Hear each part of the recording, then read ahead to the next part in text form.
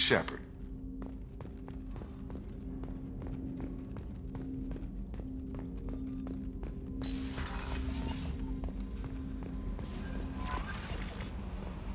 Commander, you've received a new message at your private terminal.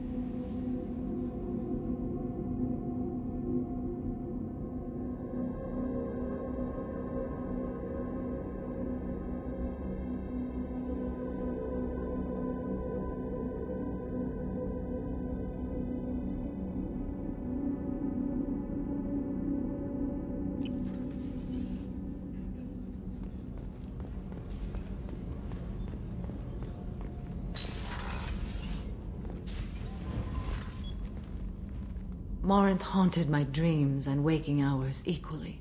For the first time in 400 years, I am free. I am a ruined vessel of sorrow and regret, but I am free. It is not a feeling I can describe. Was it worth it? It was never a question of worth, but of need. I had to take the action I did, as did she. This was never a story that would have a happy outcome. You did your duty. What about your feelings? One of my daughters is dead. My hopes, my dreams were all bound up in my children. Still, my feelings have always come after my duty. The same is true of you. You said that Morinth was a monster, but she was still your daughter. She was the strongest and smartest. She would not accept the injustice thrust upon her. She fought to the end. I am so proud of her, Shepard. Killed her for being what she was. And I would again. But I also know what it means to leave everything behind and fight. Do you realize that she went on the run at the age of 40?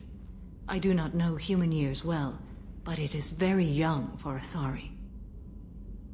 What will you do now that Morinth is gone? Assuming I survive your mission, I am a Justikar. Injustice still exists, and perhaps even other Ardat-Yakshi. I thought Ardat-Yakshi were extremely rare. Asari have spread to many worlds. There are remote regions with no government oversight. If I travel to those worlds and they do exist, I will find them. There's no way to correct the condition Morinth had? We are an advanced species, but we don't have magic. When the trait manifests at maturity, it is too late for mitigation. It only occurs in purebloods like myself. Perhaps that is the root of the stigma regarding Asari-exclusive pairings. I don't know. Morinth claimed that her condition was the future of the Asari race. Morinth would say anything that served her cause. Ardat-Yakshi are sterile, Shepard. That wouldn't be a particularly viable future for my people. Morinth claimed that her condition was the future of the Asari race. Morinth would say anything that served her cause. Ardat-Yakshi are sterile, Shepard. That wouldn't be a particularly viable future for my people. You don't want to settle down? I did. I returned to my homeworld and tried to start a family. I will fight and struggle all my life. That is my fate. When I die, it will not be in bed. I am at peace with that. You still control the direction of your life. I have chosen this path. I truly am at peace. Due in no small part to you.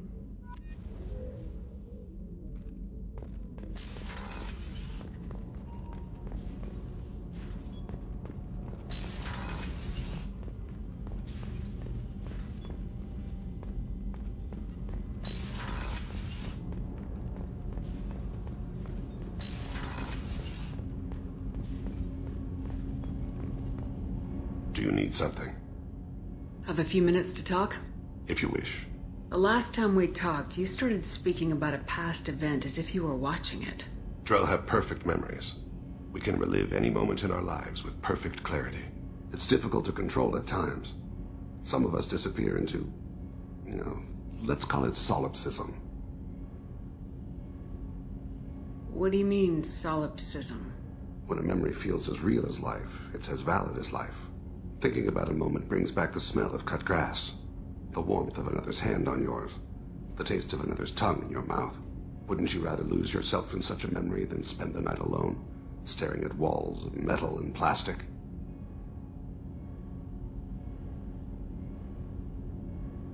Isn't there a risk that you could lose yourself in bad memories as well? Of course. Remembering the times I've taken bullets is unpleasant. But I can look at my knee and see it's not shattered. The memories that are hard to escape are those of despair.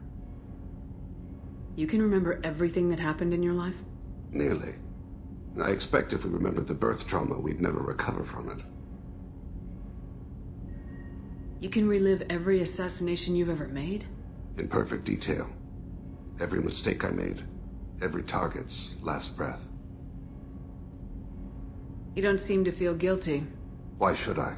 My employers killed them. My body was only the tool they used. If you kill a man with your gun, do you hold the gun responsible?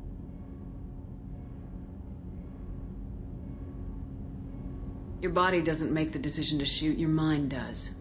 You make the choice to kill. When someone aims a gun at you, you pull your trigger. You don't think. It's reflex.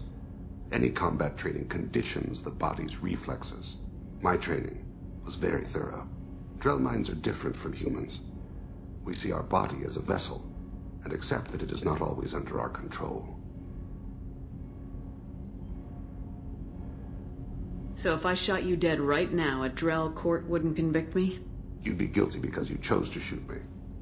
If my reflexes caused me to draw and fire when I saw your gun come up, I would be innocent. Humans often believe in a soul distinct from the body. A spirit responsible for moral reasoning that lives on after the body's death. Our belief is just a bit more literal. The last time we talked, you remembered one of your assassinations. Something about sunset-colored eyes? That time. Laser dot trembles on the skull. Spice on the spring wind. Sunset eyes, defiant in the scope. A bystander noticed my spotting laser and threw herself between me and the target. She couldn't see me, but she stared me down. Did you take the shot? Not that day. It was odd that you just blurted that out. Just another vivid Drell memory? No. She was a vivid person. I should get back to my duties. Shepard, I appreciate these chats we have. You've spent a lot of your life alone, Thane. Work fulfilled me. Reading. I barely spoke to anyone outside my family. It seems there will be no one to mourn me when I die. You're the only friend I've made in 10 years. Friend, huh? That's a start. A start? That's intriguing. I will always be here to talk.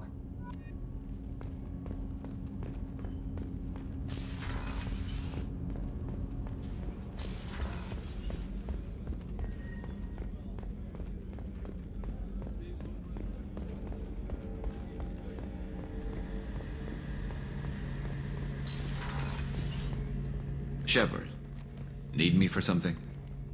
Have you got a minute? Sure, just killing time anyway. I wanted to thank you again for your help with Sidonis. Whatever happens with the Collectors or the Reapers or whoever else comes after us, I know you'll get the job done. You actually think we'll find something worse than Collectors or Reapers? I like to expect the worst. There's a small chance I'll be pleasantly surprised. I couldn't do this without you, Garrus. Sure you could. Not as stylishly, of course. It's strange going into a suicide mission on a human ship. Your people don't prepare for high-risk operations the way Turians do. I thought you'd be used to high-risk operations on human ships. I mean, think about trekking Saren to Ilos. Sure, but that was quick. We raced out, landed, blew up some Geth, and saved the galaxy. This time we've got Miranda and Cerberus and that AI all telling us what we're up against. I think I preferred blind optimism. Honestly, Garrus, what do you think our chances are? Honestly, The Collectors killed you once, and all they did is piss you off. I can't imagine they'll stop you this time. But an unmapped area, advanced technology, and the Collectors. We're going to lose people, no way around that. Not a happy analysis, I know. Don't worry, I won't spread it around. And I'm with you regardless. Do you ever regret leaving C-Sec or the Turian military? Not for a minute. When it comes down to it, Shepard, I don't think I'm a very good Turian. When a good Turian hears a bad order, he follows it. He might complain, but he knows his place. I just don't see the point in staying quiet and polite. Not when the galaxy is at stake. How do Turian crews get ready for high-risk missions? With violence, usually. Turian ships have more operational discipline than your alliance, but fewer personal restrictions. Our commanders run us tight, and they know we need to blow off steam. Turian ships have training rooms for exercise, combat sims, even full-contact sparring. Whatever lets people work off stress. You mean Turian ships have crewmen fighting each other before a mission? It's supervised, of course. Nobody's going to risk an injury that interferes with the mission, and it's a good way to settle grudges amicably. I remember right before one mission, we were about to hit a Batarian pirate squad. Very risky. This recon scout and I had been at each other's throats. Nerves, mostly. She suggested we settle it in the ring. I assume you took her down gently? Actually, she and I were the top-ranked hand-to-hand specialists on the ship. I had reach, but she had flexibility. It was brutal. After 9 rounds, the judge called it a draw. There were a lot of unhappy bettors in the training room. We ended up holding a tiebreaker in her quarters. I had reach, but she had flexibility. More than one way to work off stress, I guess.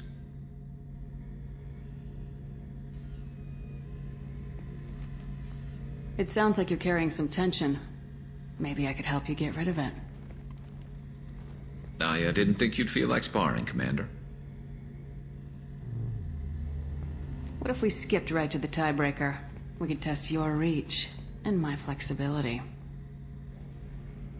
Oh, I didn't. Never knew you had a weakness for men with scars. Well, why the hell not? There's nobody in this galaxy I respect more than you, and if we can figure out a way to make it work, then... yeah, definitely.